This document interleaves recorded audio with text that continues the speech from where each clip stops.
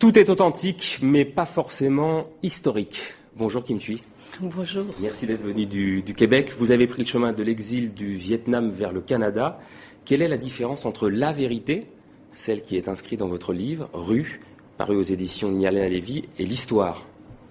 Je crois que c'est assez proche. La seule différence, c'est que je n'ai pas précisé les dates ou les faits historiques ou de façon exhaustive, je vous dirais. Donc, ce que je présente, c'est probablement le regard plutôt de ceux qui ont vécu l'événement et non pas ceux qui inscrivent. C'est votre vérité, la vérité des sensations?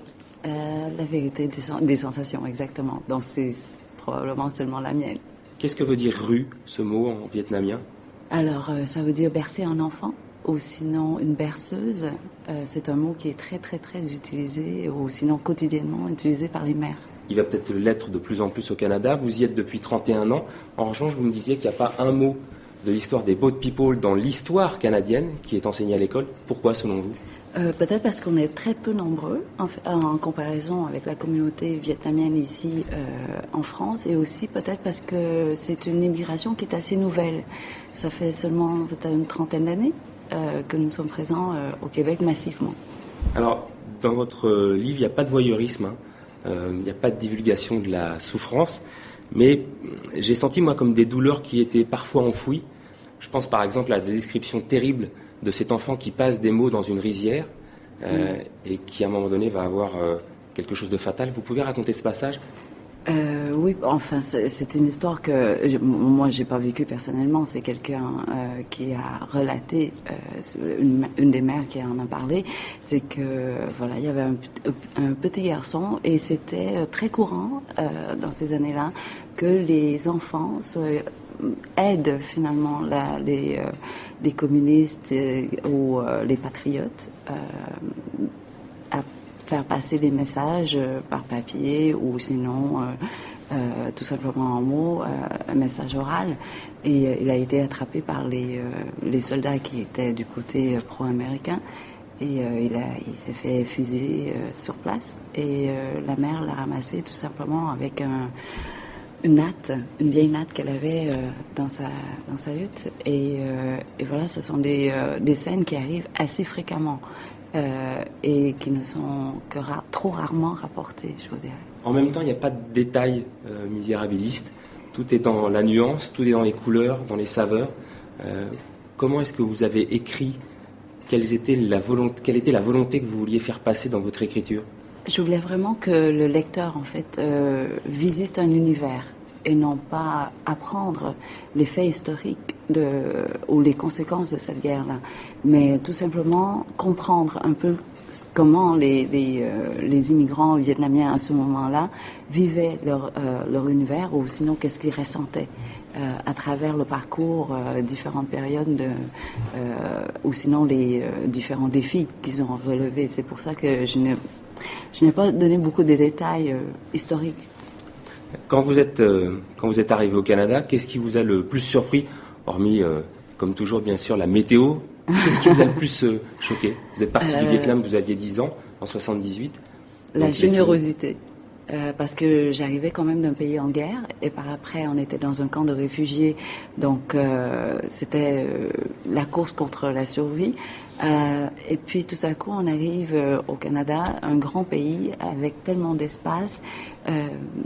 Et on se retrouve comme ça, enveloppé par la bonté des gens, des étrangers qu'on ne connaissait pas du tout, qui nous avaient embrassés pleinement, pour aucune raison dans le fond, tout simplement parce qu'ils nous accueillaient et voilà. Alors vous avez fait plein de choses dans votre vie, votre maison d'édition, très aguerrie dans l'art effectivement de présenter votre ouvrage, dit que vous avez fait des études de droit, vous avez été avocate, vous avez eu un restaurant. Comment expliquez-vous d'abord, votre formidable intégration et le fait d'avoir eu autant finalement de vie? Alors la première question, je pense que j'aimerais élaborer là-dessus, c'est l'intégration. Oui. On a été vraiment reçus par les Québécois quand on est arrivé, et je parle du Québec tout simplement parce que je connais pas le reste du Canada, et il y avait beaucoup de Vietnamiens qui parlaient déjà français, donc qui arrivaient au Québec. Donc, c'est grâce à eux, en fait, que j'ai l'intégration que j'ai aujourd'hui, que je me sens 100% québécoise, malgré mon physique. Et ça s'entend par votre timbre de voix, en plus. Je pourrais vous parler avec beaucoup plus d'accent, en fait. Et je ne m'en souviens plus de la deuxième question, désolée. Eh ben, je crois que moi non plus, je m'en souviens pas. Mais ça, c'est pas très grave. En tous les cas, pour vous, donc l'intégration, c'est le cadeau qu'on vous a donné en premier. C'est-à-dire le fait qu'on vous accueille avec les bras ouverts comme cela. Être écrivain, pour vous, c'était un rêve, puisque vous aviez été avocate avant, vous avez fait des études de droit, vous avez eu un restaurant. C'est quoi? C'est un aboutissement? C'est qu'une étape? C'est un vieux rêve. J'ai toujours voulu écrire, mais on n'avait pas les moyens. Parce que je crois que le métier d'écrivain, c'est un privilège. On n'a pas tous ce privilège-là. On peut avoir peut-être le goût, le talent, l'envie, mais du côté pratico-pratique, je ne crois pas que ce soit une profession facile. Alors vous dites à un moment donné dans votre livre, et vous parlez de votre papa d'un peu, vous dites que aimer, le geste aimer en vietnamien, il se dit de plein de façons différentes. Parce qu'il y a énormément de nuances. Alors, on peut aimer quelqu'un parce que c'est son frère, c'est sa sœur. On doit aimer les parents différemment, c'est-à-dire avec gratitude. Ou on peut aimer un ami par connivence, par la connivence qu'on a avec cette personne-là. Et puis, on peut aimer un amoureux passionnément. Ou on peut aimer un mari, non pas passionnément, mais par devoir. Le tourbillon médiatique qu'il y a en ce moment en France et dans les pays francophones, on a regardé votre agenda avec votre attaché de presse qui est redoutable, Amélie. Est-ce que c'est dû justement uniquement à son talent ou il y a une vraie passion autour de votre livre et comment l'expliquez-vous?